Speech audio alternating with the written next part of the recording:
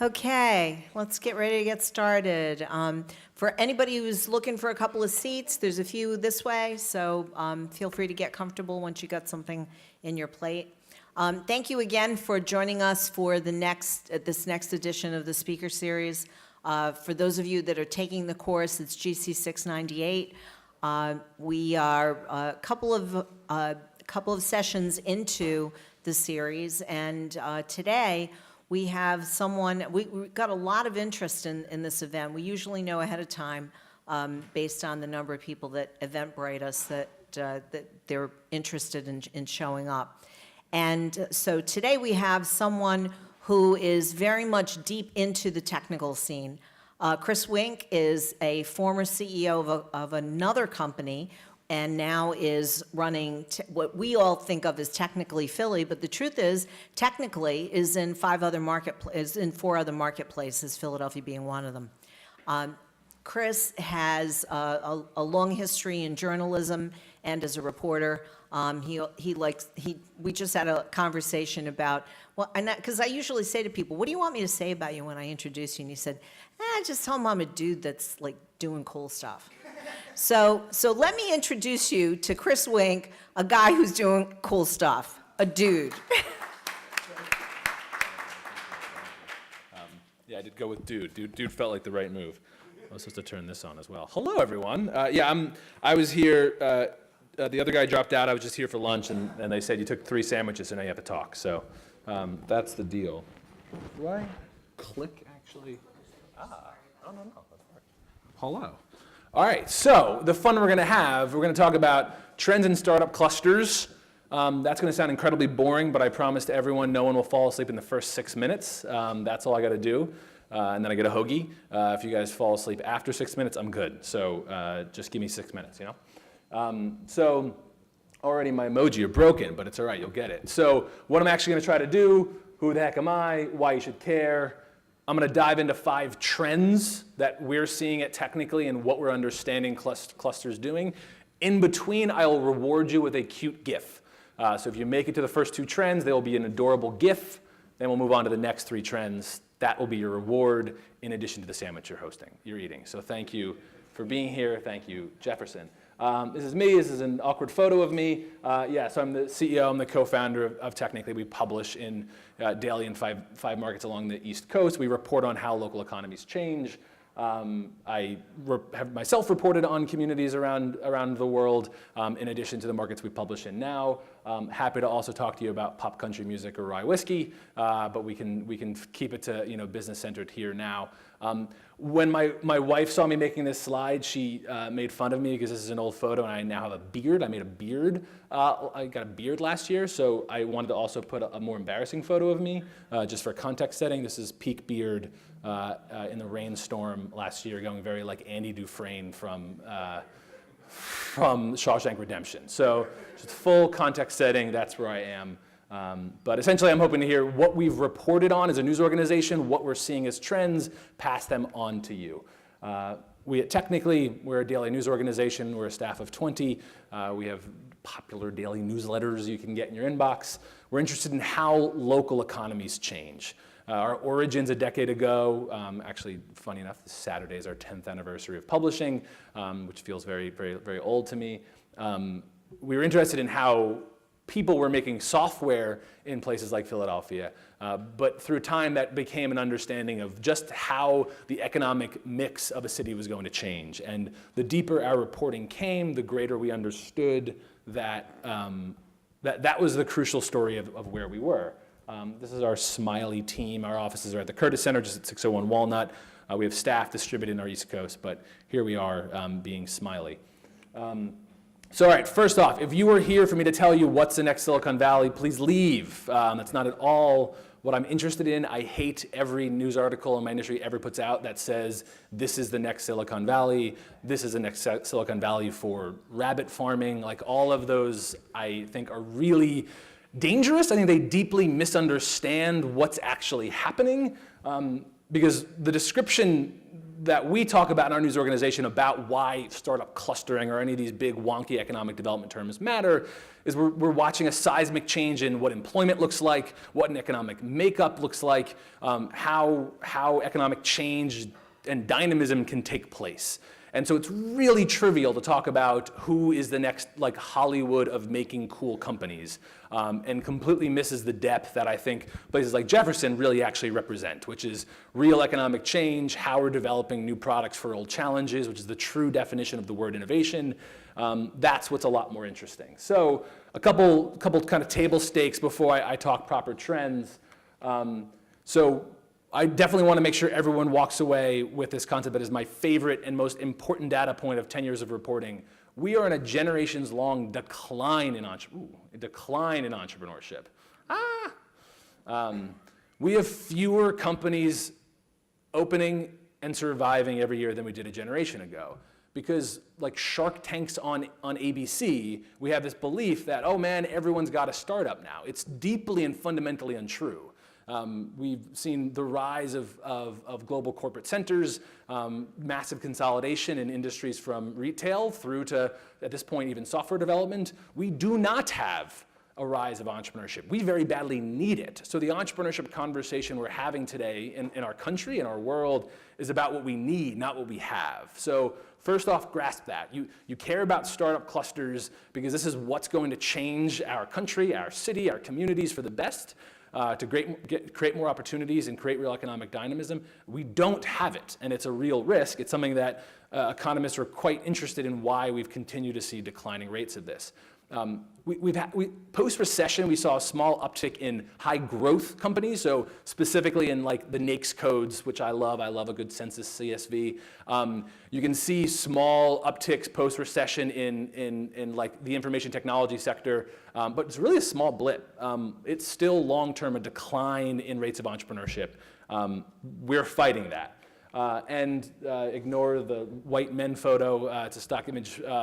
But the point is, in the English-speaking world, this is not just an American phenomenon. We're seeing and predicting further declining rates of entrepreneurship. So that's why you care. We don't have surging entrepreneurship. We badly need it. And the conversations we have about bringing people together is trying to change and shape that. That's kind of a first concept I want to make sure you get. And to grasp that the reason you're here, the reason you care is not a party, because, oh gosh, a bunch of people are starting companies, but because we really need them. The relationship between small company and large company economic growth is vital and well established. We need to see more of it. So that's why we care. I'll use a Philadelphia example to get us the same language of startup cluster, and then we'll do some trends. So, okay, what is startup cluster? That's a bunch of wonky words. Those are two words that I'm sure if you unpack them could mean 1,000 different things. At its core, this is from a Brookings report that was quite popular a year ago. Comcast and many institutions were a part of this. It's meant to describe where we were seeing pockets of high rates of growth in educated professionals and employment. And this will be really familiar to anyone who's even loosely familiar with Philadelphia, but we often talk about 4 large buckets. North Philadelphia is heavily because of a very large state university there. University City is a pocket that we understand for universities and University Science Center and a clustering therein. Southwest, we're seeing some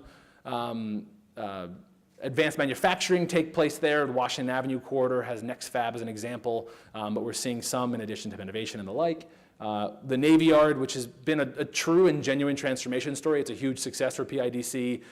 We have seen the 10,000 employee mark crossed a couple years ago. It does matter. It is an interesting story. It's not stealing from Center City. I'm with John Grady and PIDC. It's a good story. We care about that as Philadelphians. We are seeing hubs. Yes, we all want the Broad Street line down there, but what are you going to do? And then the Center City core, yeah, if we all get a shovel in the next 10 years, I'm sure we can get there. And the Center City corridor, which is what we want, right? Like we as a region, as an old region, have a hub and spoke transit model. It's a really great success that we can all walk out here and go to a lot of large employment centers, including Jefferson. It's a wonderful, amazing, beautiful infrastructure asset that we as Philadelphians have and lots of other cities wish they had, particularly in our country. So these are all startup clusters, insert eye roll, because they both are opportunities where young companies are bound to grow because they can either source talent live nearby or be near other brainy people. So they want to be near large institutions. They want to be near Jefferson. They want to be able to come to, a buffet lunch here and have, talk to moderately smart people. This is good. We want this. We want clustering and gathering. So startup clusters are a conversation of how we magnetically bring people together, how new ideas form. It's the serendipity you all have heard and described in length. Philadelphia, we have them. Just kind of zoomed in, the Brookings Institution focus of the report was in University City. I pay full homage to Center City, but just to zoom in a bit about how people talk about Center City clusters, or startup clusters, they frequently talk about a mix of large anchor universities, as I'll highlight. They talk about large corporate partners who can be hubs for talent, and physical places that bring people together. Co-working communities, coffee shops, any of that third place, and how we further define them in the urban experience is brutal, is important. So that's a startup cluster. That's what we got. There can be ping pong tables. There maybe are slides, but that's not the point. It's much more about young companies around larger institutions and some larger corporates with third places where people gather and exchange. That's what you got. You all know this naturally. You've been to them. You've been them. If you're at an exciting and interesting place, your body is telling you you're probably in one of these. You just didn't use like phrases that economist nerds talk about.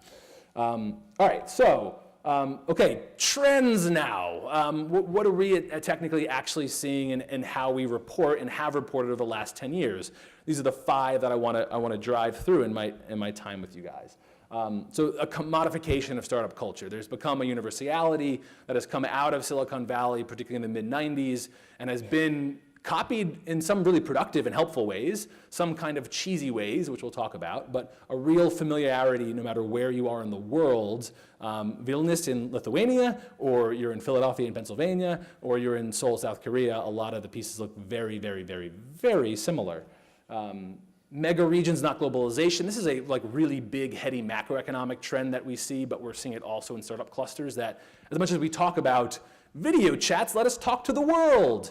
Doesn't really happen, and no data actually show that in a really big, grand way. We're still talking about much smaller mega regions. The mid-Atlantic of Philadelphia, of the East Coast United States is way more an economically ingrained community than we are globally. It's a trend that we're seeing obviously a lot politically for different reasons. 3, income and geographic stratification, because we're seeing real wealth creation happening in pockets.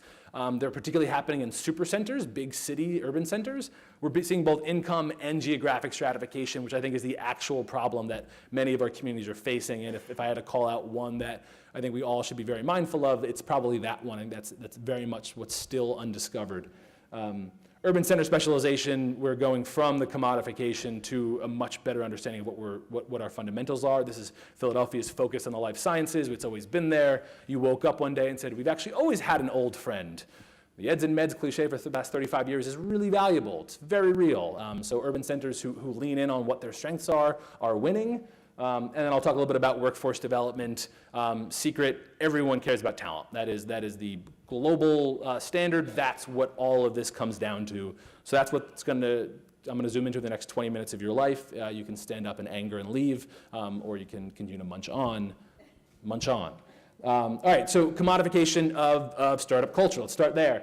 So we're going to do a little game here. I'm gonna show you 3 photos of a co-working community. One's going to be in Paris, one is going to be in Mexico City, one is going to be in Philadelphia. And I even give you a giant spoiler, and I wonder if to yourself you could actually tell the difference between them. Yes, they're all going to be WeWorks. That's one. That's another. There's a hint there. And that's another. Who knows? The answer is you don't know. They all have grapefruit water. They all have mentor hours. And though WeWork is like the global standard with more than 500 locations, this is what we're experiencing everywhere. There isn't a vast difference. In the 9th arrondissement, which is where this is in Paris, it's very nice. The bakeries are better. This in Mexico City is great, and the tacos are better nearby. and this is the 16th Market, which is neat, and like the hoagies are better, sure. But outside of that, inside is incredibly similar. English is a dominant language in most of these hubs. Obviously, there's differences. There's plenty of Spanish and French being spoken in the other, but English is still a very familiar language. It is a global economic standard. There are mentor hours. There are people talking about lean startup methodology and interacting within the innovation community writ large. A lot of the phrases we talk about here are exactly the same elsewhere. And they are familiar, and you can go hang out, and it will look a lot like what we see. This is good and bad.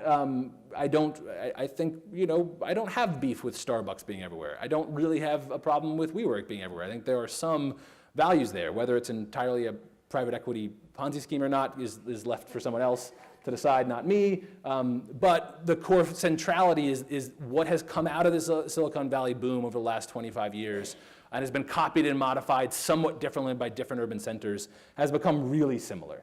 And so we start getting a bunch of familiar concepts that if you were at an airport bar and you wanted to act as if you knew the Kansas City or the Berlin or the Bogota startup community, you could be like, hey, I hear there's a university that's really involved.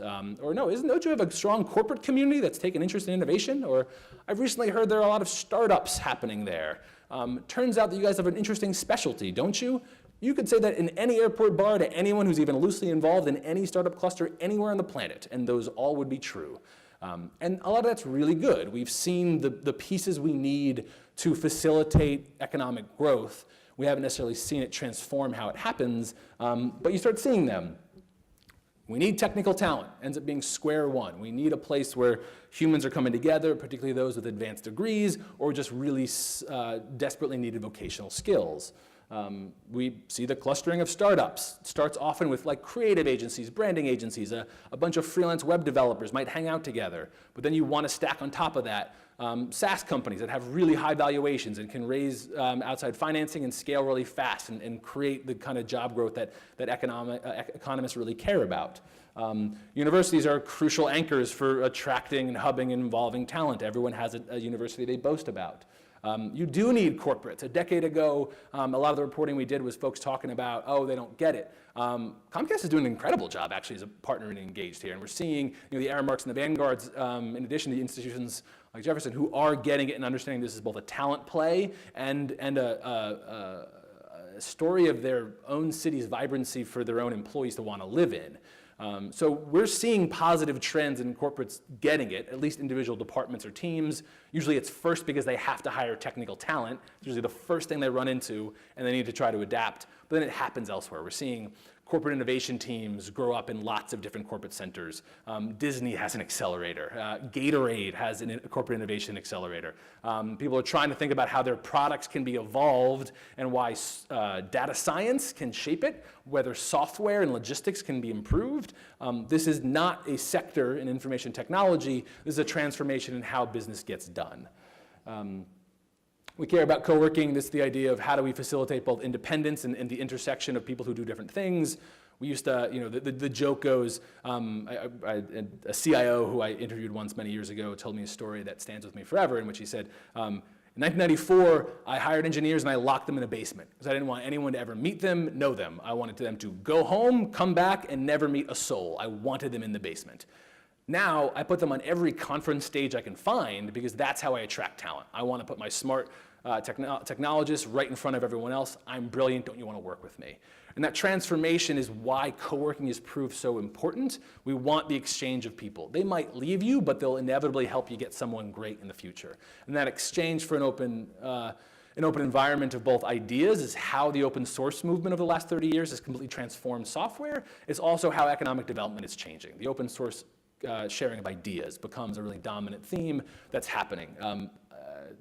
You can still maintain your intellectual property, but ideas are an incredible attractant. And so co-working communities have become a really invaluable part of that. We do care about the Silicon Valley influence of both events and others. Silicon Valley rightly gets teased a bunch, but for me it's a little bit like, teasing like Jack Welch at General Electric. You can say like, oh man, that's so stodgy, I hate that 20th century business management process, but it's so transformed how business management came to be that even if you built on top of it in a different way, you're still building on top of it.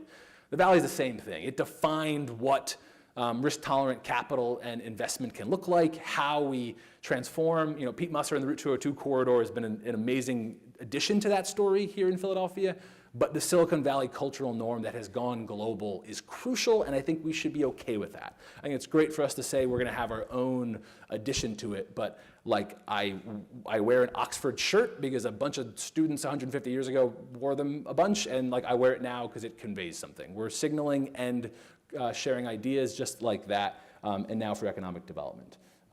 We do like venture financing.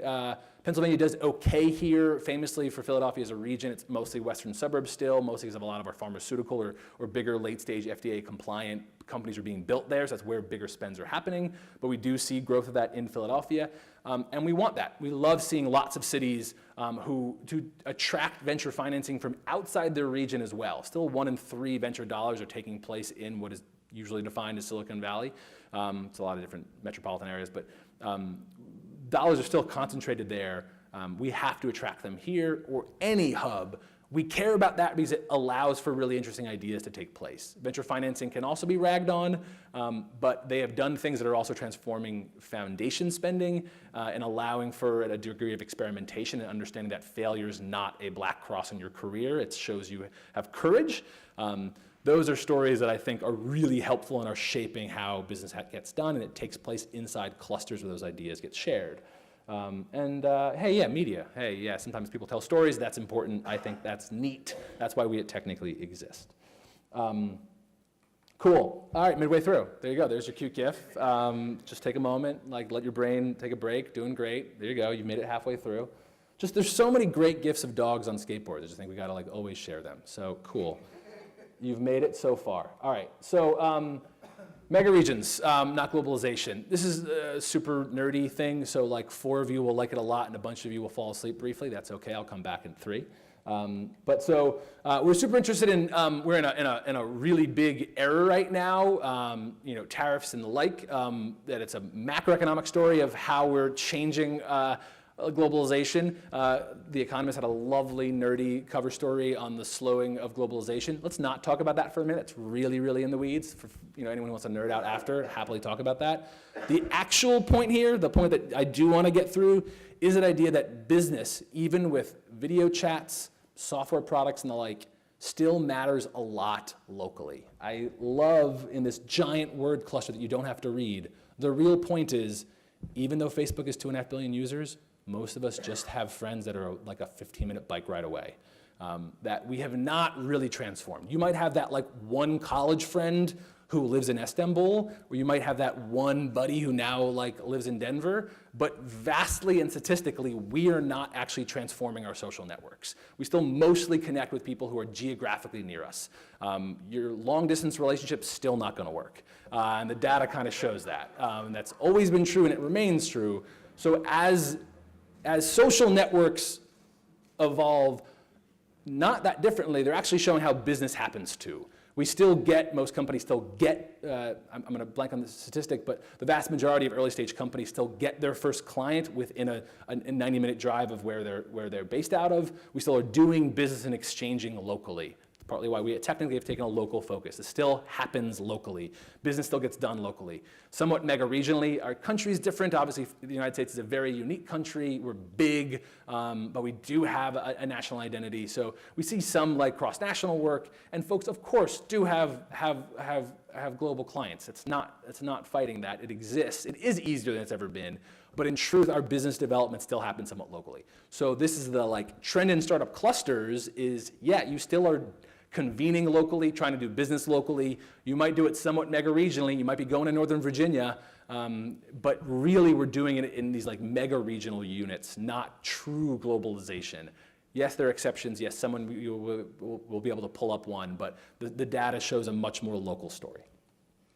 This is aforementioned beautiful Vilnius in Lithuania. We sometimes send reporters to different communities. We just sent our beloved Philly reporter to Albuquerque to do an idea exchange. I went to Vilnius in Lithuania last year to do a reporting trip and kind of compare the mighty Baltics and understand how post-Soviet very pro-capitalist, very pro-American country was like taking on their startup cluster environment. They don't have their WeWork yet, but they really want one. They do have an early venture capital community. They do have technically oriented events. They are deeply proud of their universities. They're a very tiny country. The Baltics primarily do business with each other. Vilnius in Lithuania, one of their great successes is they have a hub of corporate centers that want to do business in EU, but Vilnius is still relatively low cost. So there's little exceptions like that. Wix.com, which gets there's a lot of advertising. It's basically kind of like a Squarespace thing. It's an Israeli company. They have a big footprint in Vilnius. They're really there because they want to do business in Europe. So even like countries that are like trying to develop their community, they find small moments of arbitrage. We're somewhat lower cost. Build your staff team here. The City of Philadelphia's Commerce Department does a ton of this. This is the gateway office movement. Hey, New York team, keep your sales team there. Why don't you open your technical hub here? We see this around the country, but it's still usually to do business somewhat intra-regionally. And that is something that we see as a clear trend here. We're not quite really doing global business. It's much more a more regional one. All right, income and geographic stratification. So yeah, this will be a familiar thing to a lot of us, but let me just touch on why I think it's also a startup cluster story. So two nerdy charts here. One from the Times just kind of like talks about like tax models. This is not going to be a political thing at all. Truly, this is a nerdy thing. How we've understood how income is distributed is an enormous story when it comes to startup clusters, because we do see incredibly concentrated moments of wealth creation. Though we don't see those high rates of entrepreneurship, number of incorporated businesses growing, which I mentioned earlier, we do see incredibly life-altering moments of liquidity events for individuals. So we do see giant increases of wealth in really concentrated moments that are not being distributed elsewhere. They're concentrated in smaller firms. So we do have wealth creation. Philadelphia, famously, we are neither poor nor are we wealthy. We are like a heavily middle-class oriented city. You do want an even distribution around income.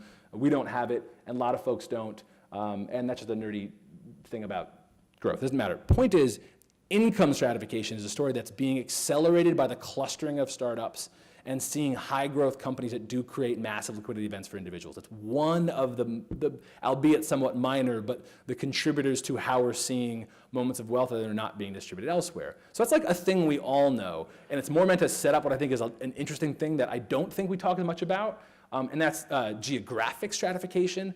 This is the idea that's kind of trending, that exactly because startup clusters tend to take place in large urban centers, usually around a university, usually around other corporate centers, will we watch the decline, at least for a generation, of rural communities? Where that cutoff is, can 150,000 person Indianapolis make it? Maybe, because largely they're drawing from the rest of their state. But when do you start going low enough that it starts being difficult to actually get institution, corporate center, startups to be able to track talent and cluster it? So there's been lots of reporting about economic decline. We've tried to contribute in our own way. We did a series last year called Grow PA, in which we were covering small towns innovation strategies. So something like 60 different stories on small towns and how they were trying to build their own startup clusters. It's like just super interested in how low can you go, basically. How small a town could actually have a strategy for building and attracting talent for the long term. So this is the map of the stories. We don't hate northern Pennsylvania. We just didn't really focus it. Shout out to Lehigh Valley. Also love Lehigh Valley. This was just focused with a few different groups as case studies. We love all of Pennsylvania. But I want to share one example. So Washington, small town near Pittsburgh. We report often in Pittsburgh as well. Pittsburgh also has, of course, an incredibly dynamic story. And so we're seeing a lot of small centers. People do try to still gravitate around this. So like, the university that's in a small town, those are places that probably can try to figure something out. Or the small town that does have a bit of a commercial corridor. I grew up in a 7,000 person town in a county of 100,000 people, every single municipality in the last 2 census districts has lost population. But thankfully, their Chamber of Commerce is focusing on their my 7,000 person town as the main urban center, trying to talk about commercial corridor revitalization and trying to cluster startups. They're trying to, how do we gather those who are doing interesting companies, or just not even interesting, just any kind of economic growth that's not just a nail salon. We do need nail salons, but we don't see that they often grow beyond sole proprietorships. It's often contract labor. We don't see real wealth creation. We don't see the hubbing of professionals. So here's a case in tiny Washington where they got together a failing newspaper, thanks to my industry, a university that did have some intellectual capital, and are trying to essentially do an accelerator program. They're trying to do a small incubator of those companies that are there, and trying to recognize that they need some sort of strategy to build the next generation of companies, or they're doomed. And I think geographic stratification, like income-oriented geographic stratification, is a really interesting story. Philadelphia, we have deep, meaningful problems. We know the 26% poverty rate here. We're gonna be fine. Our question is whether we can make sure more of our residents benefit from our success over the future. That's our question. It's a question of income stratification here. Our country is probably more having a geographic stratification question, whether vast parts of our country will fail, will cease to thrive. Philadelphia is gonna be fine. We have so many incredible assets. We have to talk about how we make sure more people benefit from it. Other places are talking about will they survive. And I think that's a really crucial trend that we're seeing in how startup clusters are coming together. Urban center specialization. We did a year ago with our pals at Comcast. We did a 6-city tour where we went to 6 different urban centers. We did reporting about their own specialization and did events in all those cities. So Philadelphia, Detroit, Chicago, Denver, Atlanta, Miami. We did a pop-up in Austin as well. Reporting, and the real main ethos was, how does that entrepreneurial community identify? Why is it exactly the same as everyone else? Why is it somewhat different? And I wanted to just pull out a couple of threads that I think will speak to this. That's a photo of me looking smug and obnoxious at a dinner we hosted. I think my point was just showing we convened small gatherings of entrepreneurs in all of those cities around dinner, in addition to more public events. So it was like a deeply informed reporting project is what this photo is meant to convey. Not just me being like, but yeah. So call out a couple examples that'll, I think, convey the point. My actual point is, every startup cluster has the rinse and repeat basics. We got our WeWork, we got our coffee shop, we got our university, we got our corporate partner, we got our meetup groups, we got the tech conference, we got all of those. And you need that. And the reality is, with that pipeline, theoretically, you could build any kind of company on the planet anywhere. That's probably the most global thing we're trying to get to, of a relative evening out of how and where you can build a company. If there's reliable electricity, probably might be the one line we're talking about here. So beyond that, once you get above that hump, we're seeing cities start to try to create their own identities that are somewhat nuanced, that are a little bit more specific. Philadelphia, I think life science is a very real focus. We do see health IT as a strength. I'm going to call that out in a moment. But I think actually a very interesting narrative is looking at mega region. We see a lot of companies who talk about their lower cost center, who talk about bringing talent in the Northeast corridor, but being in the center. I think that Goldilocks story we tell ourselves is very true, and that's very real. This is a good, meaningful place to do it. And we actually have an old business community. It actually is really good. I contrast that with a city like Miami. It talks a lot about, it was exclusively a tourism and lifestyle economy for so long. They don't have a lot of older, large corporates or new real estate money. They don't have a lot of money to build a business community around. Philadelphia, we have those things. It's a differentiator for us. Colorado is really trying to define an actual statewide identity because they have so many rural pockets. They really are pushing for a statewide identity. They have an incredibly celebrated accelerator, Techstars, that now actually does host Comcast Accelerator as well. They talk a lot about outdoor lifestyle companies. So they'll have companies that talk about Fitbit competitors, that sort of thing, that want to talk about a healthier lifestyle. Miami talked about being a front door to Latin America and the Spanish-speaking world. They want to be a transient, like we are a place that can be a transition between the massive Spanish-speaking world and an English-speaking world. That's something they talk about, including being a finance hub there. Chicago talks about it. Chicago and Atlanta talk a lot about their relatively large corporate community. We know in Philadelphia, we are deeply underperform per capita in having large corporate players. It's why, unfortunately, we only have 3 and we only talk about those 3.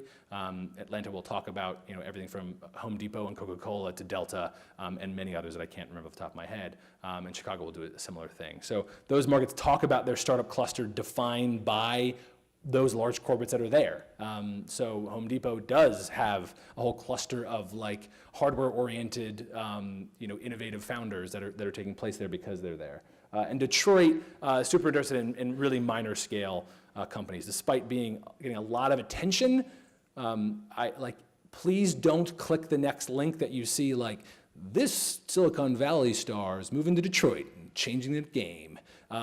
Just not happening. Detroit is like still very, very early in their startup clustering, but they are focusing on actual income inequality issues because they are deeply impoverished in a way that even makes Philadelphia look far more successful.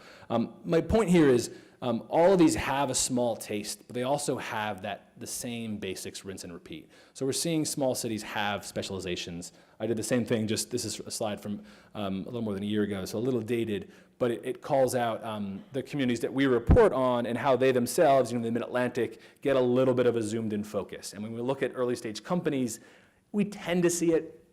You'll see a real scatter shot of different companies that the early stage founders will start a lot of things, but we see people play into their specialties. So we see a health IT focus in Philadelphia. It's real. We see founders who start companies with that focus, but we'll see media and communications companies here because Comcast is here. We will see food services companies because Aramark is here. We'll see financial services because Delaware, New York, and Pennsylvania have a cluster of them. We'll see kind of farm, it's oriented there for reasons. Baltimore, DC region, we see cybersecurity. So just calling out that we are seeing regions get a small taste, but I'm not sure yet how much this is window dressing. I don't know if really we're all going to have a different mix of companies because it'll be relatively able to start any company anywhere, and this just will make us feel neat. It's like WeWork, but they put the Ben Franklin photo in Philadelphia and they put the CDMX neon sign in Mexico City. It could be that. It could be just that degree of window dressing. I'm not sure about that, but we are seeing glimmers of that specialization. And just calling out a series that we do called Realist on Technically, in which we, in all of our markets, every year take the 10 companies that are 3 years or younger that we're tracking. So they're really early. We do actually report on this. This is actually human beings who have full-time jobs who actually report and interview people and actually have thoughtful analysis, not just here are 10 pretty photos and we're going to make a list. So I have a lot of bias against my industry of just not very thoughtful reporting. So we do track companies that we have some degree of due diligence in and are following in some form. All right, final trend here, and I'm doing pretty good on time. Workforce development obsession. So a story that we'll all be really familiar with, but I think it will do a job that won't just sound really boring is the Amazon HQ2 narrative. I can make this way more localized than just this, but I think there was an interesting thing here.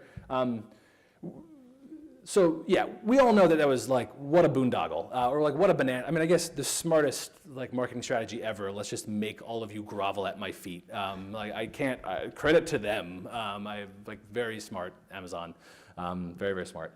And a lot of the reporting was breathlessly focused on how municipalities and states and counties were kind of throwing away a Foxconn and a half to try to just get someone to open up offices there.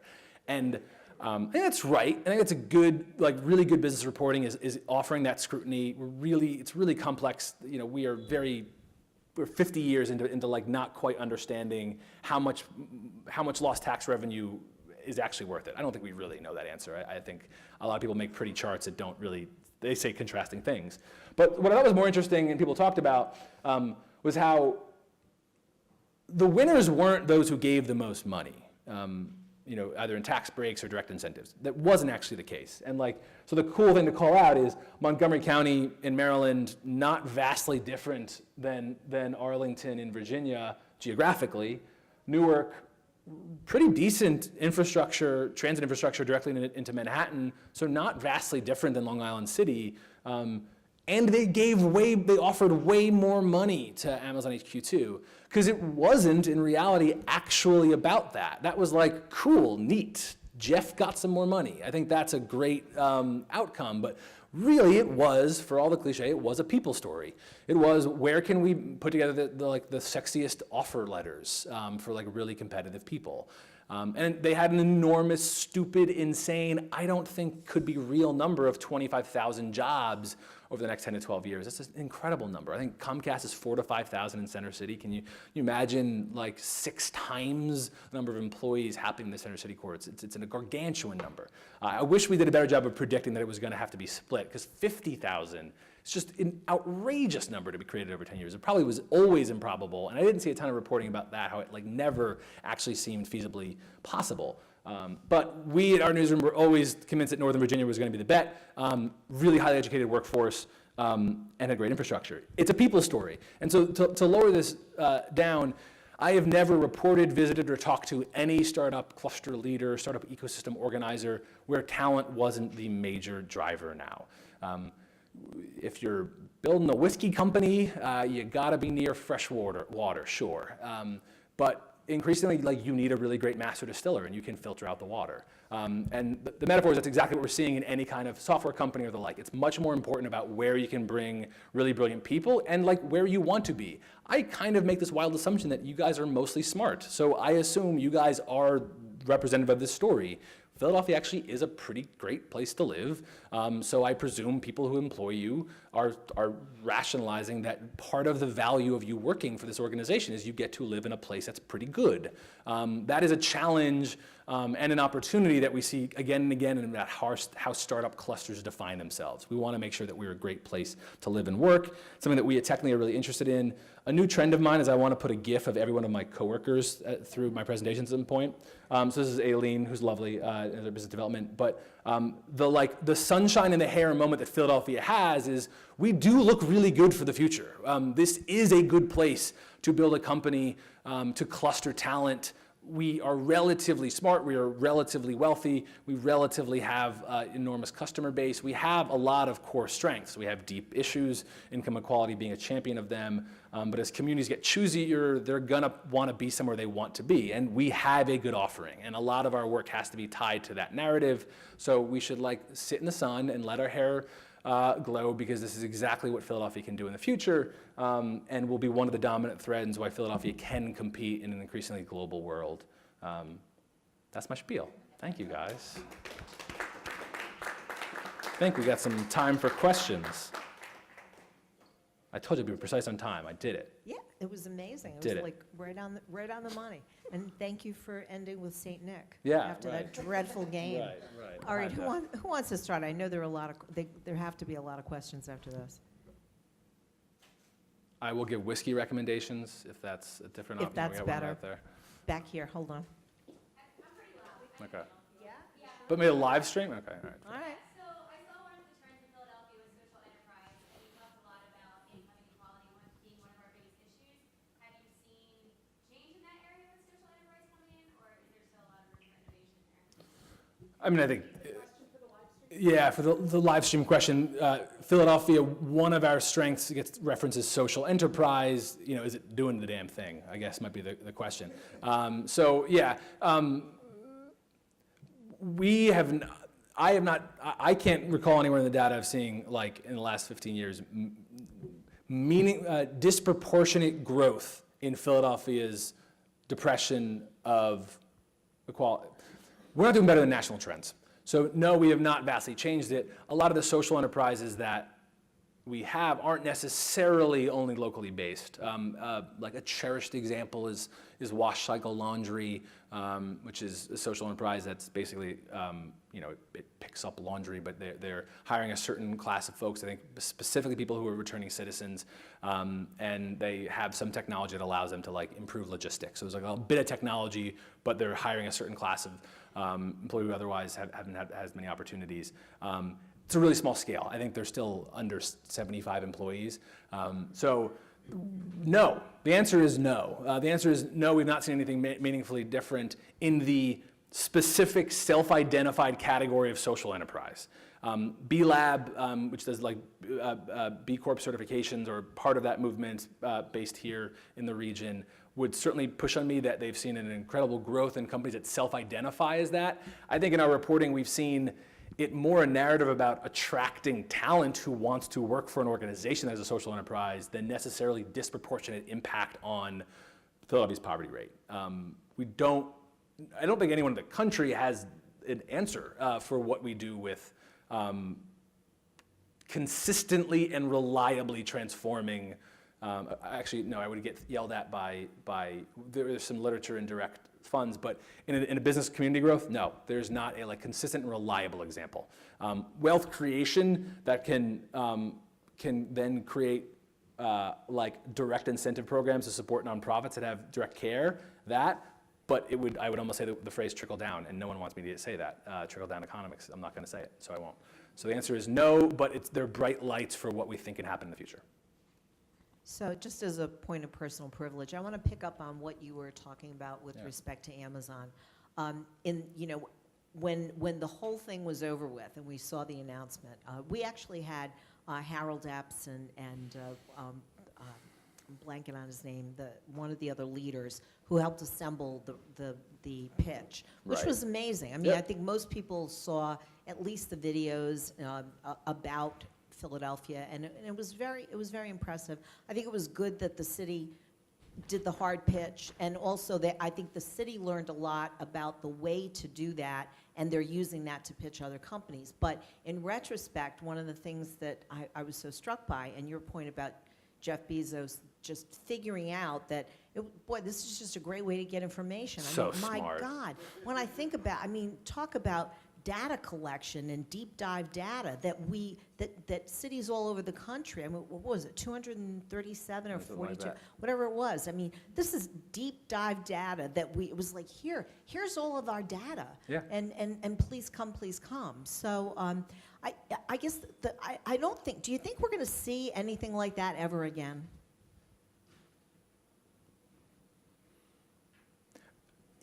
Yes, it will be attempted. I would be fascinated to know. I couldn't predict whether. So we did a story. We talked to. So Maryland had 3 bids, which was like a challenge. And New Jersey forced municipalities to go through a pitch where they wanted to have one state bid, but that also became complicated. Maryland put 3 bids in as a state. And we talked to a few folks, some off the record or in background, and some of the narrative was like, we have no shot at this, but I would be fired if I didn't do this. Like, I don't have an option. Like, they so smartly put this that I literally am unable to not put a bid together. And that was like completely new. That was what was crazy. That was what was so new. It was like right time, a complete national obsession with needing new jobs. It was such a crazy number that anyone could like literally transform their entire region. So of course someone would try that again. We are going to face in the next handful of years, it's hard for me to believe that I'm not going to confront incredibly rigorous tech backlash and the open environment companies. It's hard for me to believe that we're not going to watch that fight. So I don't know if we'll be able to have another rise of a company that large that we'll be able to like just nail the narrative.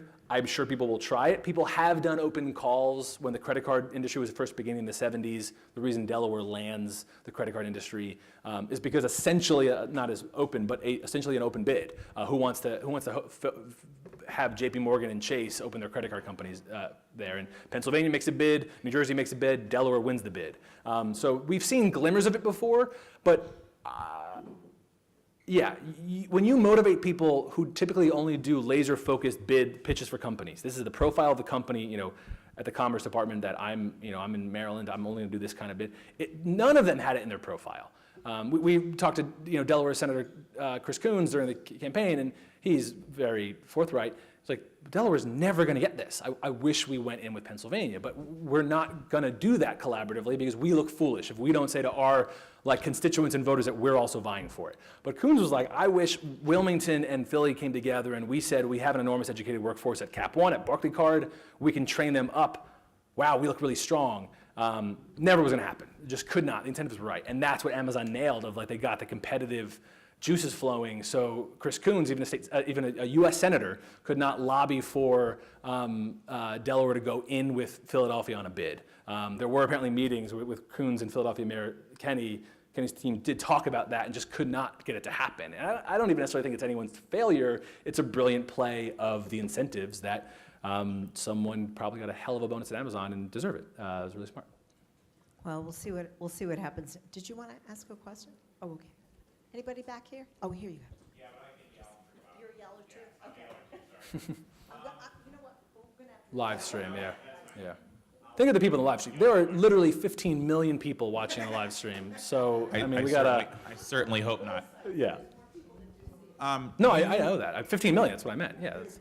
When you were cool. talking about the kind of the saving the rural economy, looking at smaller scale economies, and talking about issues like sole proprietorship, things like that. One of the things you talked about when you're looking at Amazon was infrastructure bids. One of the things that Amazon was potentially looking for was infrastructure bids. Do you think that cities working together, creating infrastructure links between municipalities could mirror the mega regional growth and startup opportunities that you're seeing in cities like Philadelphia, New York, Baltimore, and the like? Yes, we did a great story in that Grow PA series of a contingent in Johnstown, Pennsylvania. Any tax nerds know Pennsylvania has a tax related to the Johnstown flood of 1917 or something. But Johnstown is a small community. It has a no longer operational railroad link to Pittsburgh, and a small contingent was trying to raise funds and support to re-engage that physical link between a supercenter and their far smaller community, because they wanted to find some viability of you can be here and then get to Pittsburgh more easily via transit. So whether it be physical links or other, sister city campaigns, we've seen small cities, right? It always used to be, Shenzhen and Detroit are sister cities. What does it happen if, Washington, Pennsylvania is a sister city to Philadelphia to try to get any kind of bounded tie? Yes, we've seen lots of people attempt it for those small towns who try to understand their link. I don't know if I have a lot of examples of huge success yet. But it seems necessary. Otherwise, you do end up like your one company towns. We've seen again and again small towns that have to give everything to that 500-person company that is enormous proportional to their economy. I don't know as a city leader how you couldn't. And then you get into a very uncomfortable relationship where that company should push for everything they possibly can. And whether that's benefiting more residents in that municipality starts getting complicated. How much do people benefit from a tax break or a direct incentive or an infrastructure build for a parking lot specifically for one company that other people don't get to use? I think the pilots idea, payment in lieu of taxes, is obviously more geared toward nonprofits, but I think there's something compelling around whether for direct incentives or tax breaks for companies, if we could do non-financial pilots. So hey, yes, we'll give you this tax break, but we want you to staff an accelerator for small companies. I'm interested in other ways that we try to engage those who get wins and help other people, because I think the financial incentives are not all the way working. So if I could just add something Yeah. to that on pilots. When pilots was introduced here in Philadelphia in the Rendell administration, it was called pilot silence. Payment in lieu of taxes, services in lieu of taxes. So there actually didn't know that. was a second component to it. And nonprofits were expected to present, a description of what it was that they were offering that justified their nonprofit status. So that it actually happened in Philly. Interesting. Something similar happened in Pittsburgh. Beyond that, I'm not sure. I didn't know But silent. we have one more question. We're all learning today. What a joyous event this is. I am super interested in how much post-mortem is done on the companies that fail. What kind of information do we have in these startup clusters about the companies that didn't make it and why? I realize that information might be hard to collate, but I feel like it could be incredibly informative going forward. I love that. Yeah. So we as I think media probably have lots of examples of that. We've always pushed to do, we do exit interviews and we do, what are they called? We do case studies on founders whose companies have closed. And it is super difficult. It's often emotionally tied. None of it's, as you said, collated, right? There's not like a structured way. I'm sure I'm sure some foundation has done some project on like the like intake survey on what's consistent. So that's just literature I don't know. I'm sure that exists in some form. But I think you're dead on right. We know, the stories we tell, wrong product market fit, another competitor came into the marketplace with advanced reach, just bad idea, don't like it, like at some point a founding team doesn't get to a certain point. I think it would be interesting to talk about at what point do we care. There's always a 10 to 12 employee metric that I think some commerce departments see as a predictor of longevity for a company to stay in one place.